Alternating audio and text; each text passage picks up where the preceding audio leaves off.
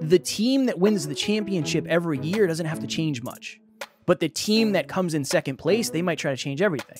The team that is in last place, they have a lot of opportunity for growth because they have a lot of lessons on what went wrong.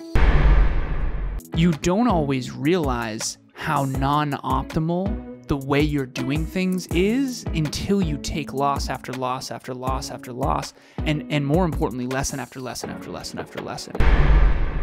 Next Level Nation, welcome back to another very special, as always, episode of Next Level University, where we teach you how to level up your life, your love, your health, and your wealth. We hope you enjoyed our latest episode. It was number 1183, a powerful question to start asking yourself today. Today, for episode number 1184, 3 simple mindset shifts that can change your life.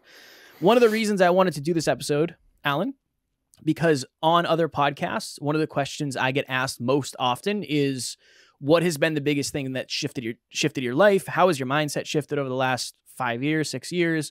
What do you wish you could tell yourself at the beginning of the journey? So I'm always trying to have something powerful that somebody will hear, and it'll at least make them question things and say, oh, maybe I've never thought of things that way, or even more powerfully, that's exactly how I'm thinking, which means you're on the right path. So I figured we haven't done an episode like this in a while, and this was originally going to be our live podcast.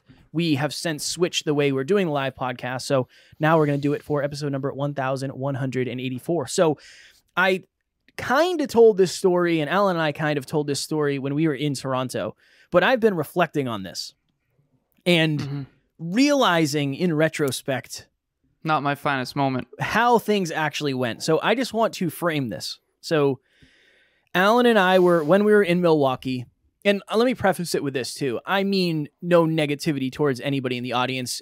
A lot of this was the fact that Alan and I just were not on that day. That's a big part of it. So we gave 3 speeches to kids. Are you questioning that? Yeah, I think in some ways we were set up for failure, but not anything against anyone. At the end of the day, sometimes the circumstances set you up in a place where you're in a rock and a hard spot. Well, that's a felt fourth that mindset. way a little bit. That's a fourth mindset shift. More than anything, I would just say, I'll let you go first. Yeah, okay. You go ahead. I'll paint the picture. Okay. Alan and I did 3 speeches, right? 350 students, 350 students, 350 students. Awesome. All right, now we're going to go do a staff training. So this school is massive. It's a massive school. We walk across the school. We go into the very nice auditorium, big screen TV setup. Cool. We're using that as our PowerPoint presentation. We're going to be off to the races. We're doing the 25, what was it? The 25 impact points of effective communication, of which I rate myself every week. Am I getting better at effectively communicating? So yes, only Alan Lazaros could bomb a speech and ineffectively communicate a speech on effective communication. So just for the frame here, Alan was leading this training. I did not even know what we were talking about until the day before. I had no idea. Alan said it's the 20. We were in the car on the way to Milwaukee from, I think, the airport or something. You're like, yeah, we should really... first time I've ever given this training. True. FYI. First time. And so first time's always brutal. It always is. So we go into this, and Alan is standing at the front of the proverbial stage. We weren't on a stage. I was kind of standing back a little bit because Alan was going to run the training, and he was piloting, and I was co-piloting. And we made that clear. Alan's running this, and Kevin's just here to supplement and make sure things are transcoded correctly. And I had this moment, Alan, and I told you this, where we were getting ready to do this, and I looked at Alan, and I said, we are absolutely screwed. This is going to be the bunny meets the blade here. This is going to be very bad. We are in trouble. And we start, and it's funny, and it sucks. How did you know, by the way? I could tell by the energy. I just could tell by the energy. I was like, we are in trouble here. Well, one of the things too is I had to talk very, very loud in order for the people in the way back to be able to hear me. And we had, not the best intro in the world. And again, nothing against the principal or anything. I'm a big fan of all of this and all of these people, but in terms of who brought us to Milwaukee. So shout out to Bobby Joe. Appreciate you so much. Not on you. And the principal, Mike, awesome guy. And thank you for all of the opportunities. So we want to make it clear to anyone listening, like, we are grateful for the opportunity. And at the end of the day, we got to show up and perform. And that was the first time we've ever done that training. So yeah, go ahead. And this is, at the end of the day, this is our experience where I think a lot of other people wouldn't even talk about this because they'd be afraid to be embarrassed or whatever it may be. So, okay, this is how I knew we were in trouble. Alan he said, everybody hear me okay? Everybody can hear me, right? And there's like a group of 4 young ladies in the back that are like, no, we can't hear you at all. And Alan's like, all right, let's get started. and then he just... I thought they said yes. Then he just started the presentation. So I knew we were in trouble, and I really think that, again, the setup wasn't necessarily great. Our prep wasn't great. There were these big 4x4 poles. Yeah, there were pillars in the way. There was just, to Alan's point, it wasn't the optimal setup. But again, we didn't know what to expect. We've never done that. The way it has been done before wasn't like that. It was virtual. So there was a lot of opportunities for growth and a lot of opportunities for failure. It was not our best training, was not our best work. Number 1, there are lessons buried in the losses. The reason I tell that story and the reason I want to share that with everybody, even though it sucks and it's painful and it's embarrassing, is because Alan and I are still taking out the lessons. Every time we meet, we might have a breakthrough of, hey, now that we understand blank from that speech, so now that we understand that the message is only as important as the messenger, and we didn't get an opportunity to tell our stories, let's make sure we tell our stories when we meet people because that will help them understand why we do what we do. Something that simple. So number 1, there are lessons buried in the losses. I used to say this all the time. The team that wins the championship every year doesn't have to change much. But the team that comes in second place, they might try to change everything.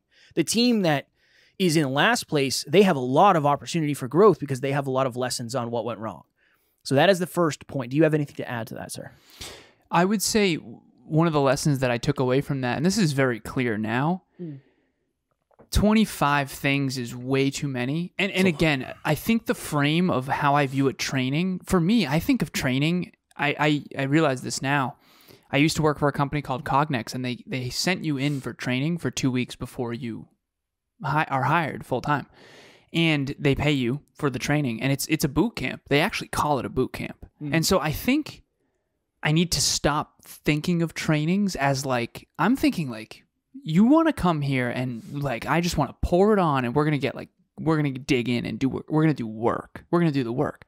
That's not what that was. People were eating, you know, it was, that's not a training. So my frame of what a training is, I'm thinking like Navy SEAL training. And again, this isn't conscious, but now I'm realizing in hindsight, like the 25 impact points of effective communication, like those are valuable. I'm rating myself every week on those now. And it's like, these are really good. If you want to be a world-class speaker, orator, these are really good.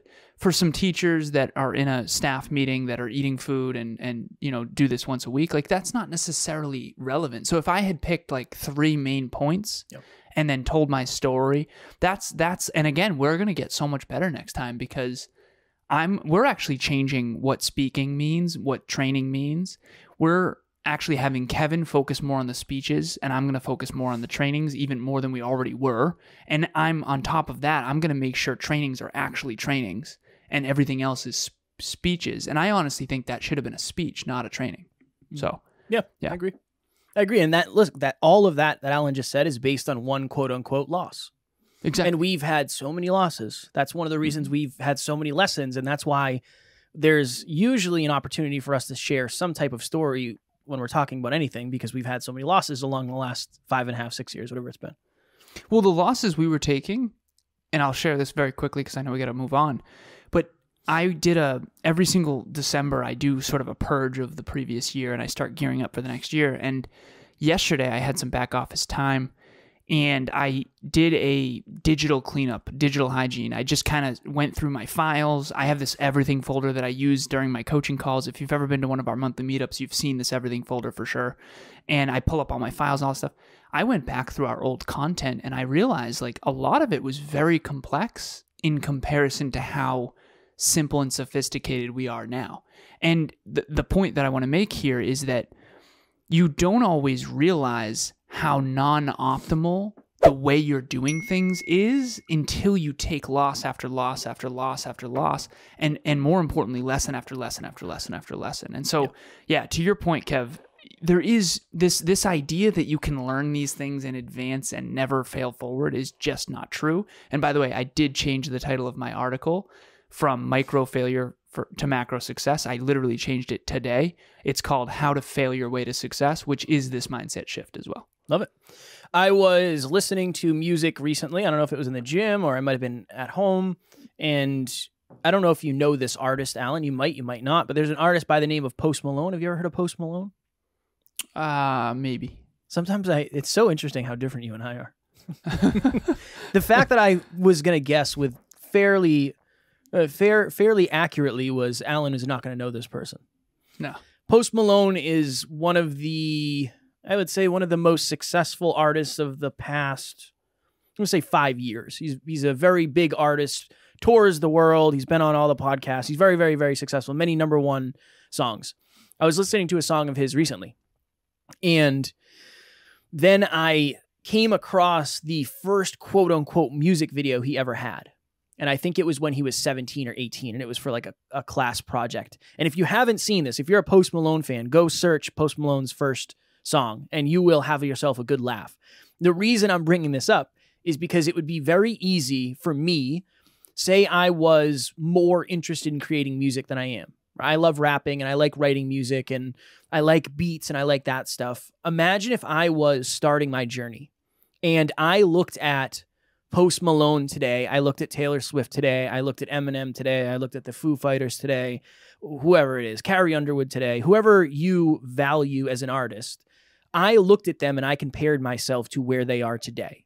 And then I looked at where I am and said, wow, I suck, I am terrible, I am never going to be good. Second point, in an ideal world, we would not compare to other people. But we are human beings, and human beings do compare. And honestly, sometimes I think that's very, very valuable. At least understand that more often than not, you're not comparing to the truth. And more often than not, you're not comparing apples to apples. You're comparing your seed to somebody else's tree. You're comparing your brick to somebody else's mansion. You're comparing your page 1 to somebody else's novel. And if you're doing that, it's going to be very, very challenging for you to actually do the thing long enough where you write the novel, where you build the mansion, where you have that thing. So I think it's super interesting because I say this to podcasters all the time. I'm very grateful that I get such a wonderful introduction when I go on shows, but I always tell people I started exactly where you are. So do not think that because we have 1,200 episodes that I'm the best in the world and you can't be where we are. Because again, at one point, if I was interviewing us, I would have said the same thing. Right? If I was 1 episode in and I came on the podcast, I would say this person has 1,175 more episodes than I did, and now they're crushing it. Go ahead. I want to ask you something for the listeners. At the beginning, and I know you struggled with self-belief, you've been very open about that. Like when we interviewed Lori Harder, did you struggle to believe we would get there? Yes. 100%. Yeah, 100%. Okay, so now you're where she was when we first interviewed her, probably, in many ways. And again, obviously they're wealthier in some ways. But in the podcast game, we're definitely where they are, or where they were. Yeah, I would say so. Well, and now they're ahead of us because of the compound effect, because they've been also podcasting for. Even then, I think at that point, Lori Harder still had more listens than us. Yeah, that's probably I don't know if she was making the same amount of money from the podcast or if she had the community that we have, or if she was going on as many other shows. But in terms of real results, I think they had more. Okay, so let's say you go on a podcast recently who is someone who is very new, and they're on episode, let's say 40, and we had her on for episode 34. I'll never forget it because you wanted to jump out the window. First floor window. Yeah. Nothing would have happened, but I would have escaped. That's all. Yeah, first floor window. I got to specify. I wanted to jump out the window. No, I meant like the first floor window. It was really hot in there, remember? Middle of the summer, super hot. It was brutal. Just you and I sweating. We burned a lot of calories those days. It's true. But anyways, so when Lori came on, what were you you were thinking like, we'll never get to where she is? I think part of me, yeah. I think there's two things. Number one, you don't really know, and I have nothing but wonderful things to say about Lori in front of the scenes and behind the scenes because we met her in person. Totally. Yeah. But you don't really know what being at that stage of the journey is actually like in reality. That's like. So did you believe Lori was more capable than you and I? At the time, I definitely thought she was more capable than I, for sure. I mean, she had already given a TED Talk or TEDx, whatever. Yeah, yeah. And, okay, what do you know now? Because obviously she's just been doing it longer. Right. She's just been doing it longer. She did 1% improvements longer, XYZ, right? Yeah. And in business in particular, and this is nothing against Lori because I'm sure she's very high end here, but like even back then, I think I had a knowing that I understood business better than her. Mm. And again, if that sounds arrogant, whatever, you kind of can't know where someone is unless you know. And I guess what I want to shift here for the mindset shift to get back to this episode is, what would you tell yourself back then, knowing what you know now that you're that person for people? You're actually that person now. That's why I say it the way I do. Shows. Yeah, that's why I say it the way I do. I started exactly where you are and don't compare to where I am today, because I said this to somebody the other day. I said, what episode number was that for you? And this person said 7. And I was like, oh my God, you are 10 times as good as I was at the beginning. Right. You are so much better than I was 7 episodes in. Like, make sure you understand that. Yeah. Just make sure you understand that. I'm always trying to do that because I don't know if anybody ever told me that before. Early in the journey, I don't remember anybody ever saying. Evan did. Evan said you guys are way too good to be doing this little amount of content. Yeah, but I didn't know what that meant. Okay. Like contextually, I didn't know what that meant. Right. It's tough to know. I knew he believes in us, and I value that. But that's my purpose is to tell people. But did you know that his belief in us was predicated on merit? Not just and that he doesn't say that to everyone? Do you know what I mean? Not really, because... And as a podcaster who goes on other shows, and I used to go on a lot of shows, I don't anymore, but like I used to, like I've told clients, like, just so you know, I don't say this to everyone. Yeah. Like, you could crush it at podcasting. I said that to one of my clients recently. And I don't say that to everyone. Some people will not be good podcasters. They're just not strong communicators. I'm not trying to be mean, right? But some podcasters, you go on the show and you're like, this is going to be something if you stick with it.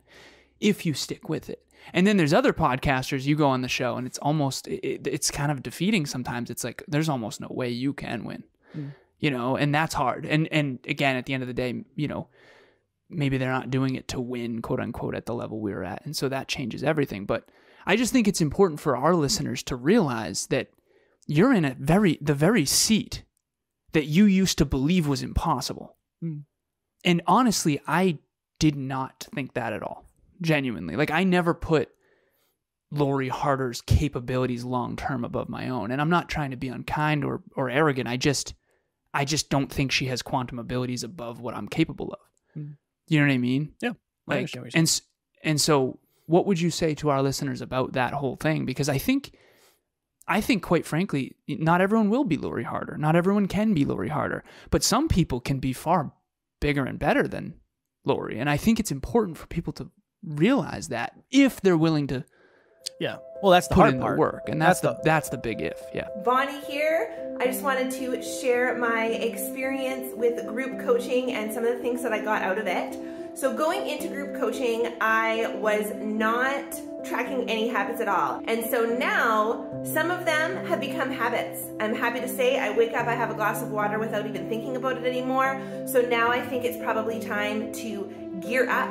I highly encourage people to jump into group coaching. There's so much information, and so stick with it and carry on, and your life will be better for it. Well, and the other thing is, it's very hard to give blanket advice without knowing. It's like, if you're listening, there is a chance that you could be more successful than that. Right? There is a chance. Definitely. 100%. But there's also a chance that that's not your quantum nature and that's not what you're supposed to be doing. And that you're not married to someone who's really good at finance. And there's a lot of other factors, and I think that's the key. But I do think when it comes to the belief, the thing that's so important here, and maybe this is the mindset shift I want to get into, I don't know why you got here if you didn't actually believe that. You know what I mean? Because we would have gotten here if I didn't know for sure we'd be at that level. That's why we got here. I just kept showing up. Right. How do we make sure other people have that then? Because for them, it's literally the small stuff. It's this keeping small promises to yourself. It's if I'm a level 5 confident, I have to do a level 5.5 activity. That's how, for me, that's what I think is the most valuable advice for the listeners. Because again, you might not want what we want, but you do most likely want to be more confident and you want to believe in yourself a little bit more. So it's almost like I just follow, like you jumped in the pool and I would jump in the pool and then I would just kind of swim behind you and try to keep up. That's how I got to where I am. But I also understand that most people don't have somebody charting the course like that. So for you, you're going to have to do it a little bit different if you're watching or listening. And it's going to have to be, all right, I'm 5.5 confident. I'm going to do a level 6 task. Cool. I'm level 6 confident. I'm going to do a 6.1. Cool. Then I'm going to do a 6.2. Oh, I quote unquote failed. Now I have 5.5. Let me go do a 5.6. Let me do a 5. That's it. I mean, if you do that every day, every month, every year, you will be more confident and you are infinitely more likely to accomplish your goals. 100%. But also, to the original point, just make sure that when you're comparing to chapter 1 and somebody else's chapter 1, not the finished novel. Do not compare to us as podcasters and say, I'm 1 episode in, I could never be that. Go listen to our first episode, and then at least you have an accurate understanding of where we started. That's what I would say. Yeah, super important. And that's why transformation pictures online are so powerful. Yeah. Because you see these fitness influencers and then you see where they started and you're like, "Oh, okay, wow. So they were at one point just as broke as me, just as poor as I am, just as scrawny. I was very scrawny." Like, it's really important. It's really, really important to get that perspective for sure. And I don't think we check in on that enough. And I'm grateful we're doing this episode because I don't want anyone to, I mean, we're 34 and 33. We're not like little kids anymore. You know what I mean? Like, obviously we're going to be more successful than anyone in their 20s. You know, I think that's important. Maybe that's what I want to do for my third one. So Kevin picked the first 2 and I wanted to pick the third mindset shift. I think that's what I wanted to choose. So Kevin and I talked about this before the episode. And I wanted to do optimal stopping. I'm not going to do that. I want to do that. I want to do time perspective. If I'm 34 years old and you're 24 years old, you should not be as successful as me. Seriously. Like, and that's okay. Does that land for anybody, Kev? Like, is that... It's hard because I think a lot of the people that we follow are younger. How old's Taylor Swift? Like that. That's what I think that's a year older than me. So, okay, and she's an example. But she started when this is the problem, the different industries. Right. When you start really young, I mean, she started when she was 14. Yeah. Right? So you can't compare. She's been doing it for 17 years, Taylor. She did, but her first performances were like backyard crappy barbecues and stuff like that. And it's very important for people to realize that. Like, she didn't start out selling out Foxborough. And the other thing you have to realize is she has really good business people in her corner. She didn't fill the stadium. You know what I mean? She's not like promoting her own events and stuff. Yeah. Like, she has, even at NLU, we have an amazing team behind us. We don't do all this. It's very important for people to realize that, like, at the beginning, it was just you and me. We didn't have any help. And you did all the audio editing and all the video editing and you did everything. And like, I was doing all, the other business stuff. But like, now there's such a large portion of what has helped us become more successful that isn't even us. Yeah. And I wonder how many people are talking about that. You know what I mean? Like, Leonardo DiCaprio, I always think about this. He has a casting agent. He has a financial manager. He has a business manager. He has an entire talent agency that gets him roles. Like, and now he doesn't have to do any of that because he's Leonardo DiCaprio. But like in the beginning, like he was a little kid. He started acting when he was like 10. And so like, of course, when he popped off, for lack of better phrasing, after Titanic, he was in his late teens, early 20s, I think. But like, that's because he had already been acting for 15 years. He was a little child acting. And so people don't realize that that's the last mindset shift. Is it takes a minimum of a decade with a few exceptions here and there to like actually be good. I mean, when did Eminem start rapping before he actually was like successful at rapping? Yeah. Many years. At least a decade, right? I mean, that's one thing that I'll share. And I'm very grateful to coach a lot of young people. And I know that's a big part of my future. I'm very excited to help tech startups. I mean, I did my first tech startup when I was in my early 20s. It was called Campus Libre. Kevin saw me at a party. He's like, I don't know what Campus Libre is, but I like it. And it was like a campus-specific Craigslist sort of for textbooks, and then we were going to expand beyond that. And I remember I had a really, really hard, I remember it was like a 4-hour video session. I think it was Google Hangouts back then. And I was like really, really upset. I was crying, like, I had a falling out with the CEO. And I thought that was the end. I mean, I didn't, right? But I thought that was like, it was really devastating for me because I thought that was going to be like my career. I thought that was going to be everything, right? And now I'm 34 and I'm like, if I could talk to me back then, it's like, dude, you're fine. Like, honestly, they're going to fail without you. It's whatever. And I hope that they win, but they probably won't, and you're going to be fine. Just go start something else. You're totally fine. You're 22, man. You're fine. You know what I mean? You're 22 years old. Like, you're not supposed to be successful yet. Just go fail forward. That's what I would tell myself. Like, just go, stay focused. Don't waste time, but like fail forward and build a career. We're so focused on these results. What we need to do is build a career. We need to build skills. We need to, I'm a decent speaker now, but I look at our first episodes, Kev, they are not good. No. They're like bad. They're like unlistenable. That's okay. Everyone's first episodes are terrible. And if we could just get over that, and then even that training, in the future, when I'm paid $40,000 for a training, I'm going to remember that training and how bad it was.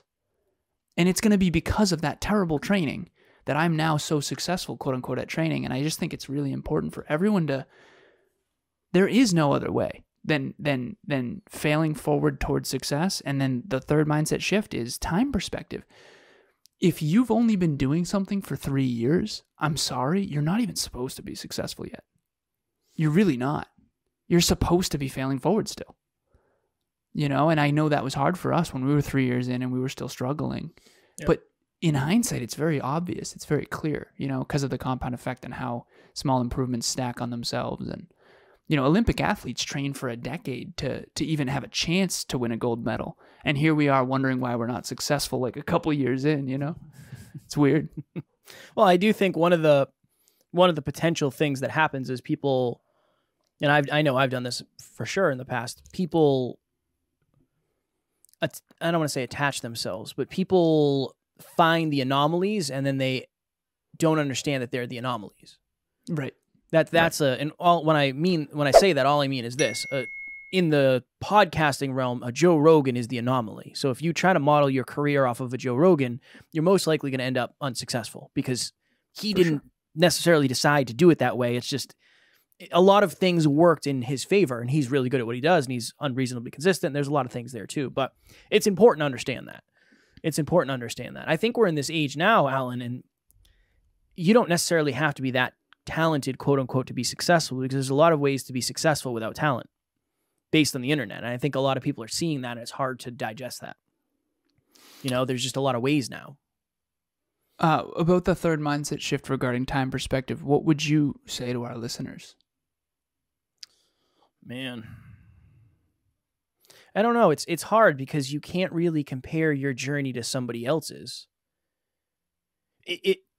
That's the hardest thing is if you're somebody, we've used this before. If we were a comedy podcast, we would be way more successful than we are now. I mean, obviously everything would be different, right? But we're in the self-improvement industry. The self-improvement successful industry, in terms of monetary and impact, not necessarily holistically successful. Correct. But yeah. Probably the opposite, honestly, because if this was a comedy podcast, I would be off the rails for sure.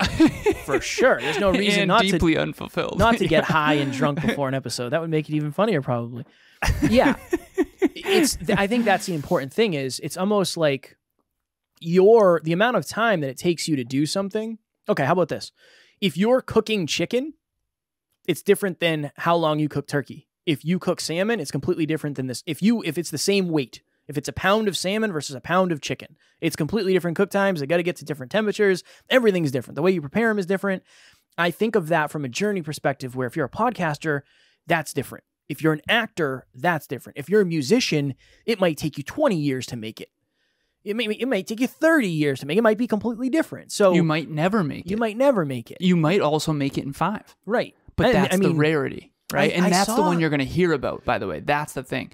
The one that makes it in 5 years is the one that everyone's going to talk about because it's so rare. And that's called the rarity bias. I think even Post Malone, I think his first song was called White Iverson. And I think that song blew up the day after he posted it, which is interesting. So again, the internet is weird and a lot of weird things can happen. But just to Alan's point, understand that if you don't plan on doing it for a long period of time, you're probably in it for the wrong reason already. That's my understanding of time perspective. If you're doing it because you want to get successful quick, you're in it for the wrong reason. So wrap up, the 3 mindset shifts are: number 1, there are lessons buried in losses. Number 2, in an ideal world, we would not compare, but we are humans and humans compare. So make sure you're comparing to the reality, number 1, and the seed of the journey, not the ultimate tree. Jesus, that was esoteric. Okay, strong work. And then number 3 is... whatever you said. Make sure that you understand that success at a high level in any industry, any endeavor, any career typically takes a long time. And that's okay. Just because you're not winning yet doesn't mean you're losing. But in a weird way, you also have to have the necessity to keep improving, which if Kevin and I didn't at least want to be more successful back then, we wouldn't have gotten here, because we wouldn't have been so focused on the improvement of why aren't we successful yet? Why aren't we successful? How do we get back to the drawing board? So don't let any of these mindset shifts slow you down. You still need to grind and you still need to work, but it is important to know that, and just don't let it crush your self-esteem, No, 100%. Next Level Nation. This is a longer episode for us. As you know, if you are listening to this, it is Tuesday, which is 5 days. We're in the middle of December, if you're listening to this. And the year is wrapping up, and you are either one of 2 things. You are celebrating the fact that you crushed it, or maybe you're regretting the fact that you didn't make as much progress as you had hoped. Alan and I have felt both ways every day for the last 5 years, so I completely understand. Our 9th round of group coaching is starting on January 3rd. You've heard me mention it in every single episode for the last who knows how long. The reason I am mentioning it so much, number 1, is because I want you to start your year off strong. And if I had an opportunity like this, and if I was 23 years old and I had the opportunity to start the new year with a bunch of other people who wanted to get to the next level, that would be awesome. And I really wish I had something like that. However many years ago, 10 years ago, 11 years ago, my goodness, I am old. And the other reason I keep mentioning it is because a lot of you have probably heard about something and said, you know what, I'll do that eventually. I'll do that when. I'll do that if. Hopefully now is the when, and the if has gone away, and it is time now. How to fail your way to success. Is it possible that you do a music video, or you do a podcast episode, or you do a YouTube channel, and it grows really quickly, really fast? It is possible, but that's the very, very, very small percentage of people that, quite frankly, the right place, right time, right circumstance, with right talent, that's rare. So don't count on it. What you can count on is the tried and true fundamentals that always work. And the tried and true fundamental that always works is what I wrote an article on called How to Fail Your Way to Success. We think that success is avoiding failure, and it's actually the opposite. It's Bunny meets the blade. It's showing up even when you're not perfect. It's taking the call, doing the speech, doing the podcast episode from the road with lapel mics when it sounds terrible, but you got to make sure that you're still putting in the reps. That's what that article is about, and I promise you will leave that article understanding why some people do always eventually succeed. And I want everyone out there right now to think of someone in your life who always finds a way to eventually succeed. They just win eventually at pretty much everything they do. That's what they're doing. They're failing their way to success, and they're not giving up.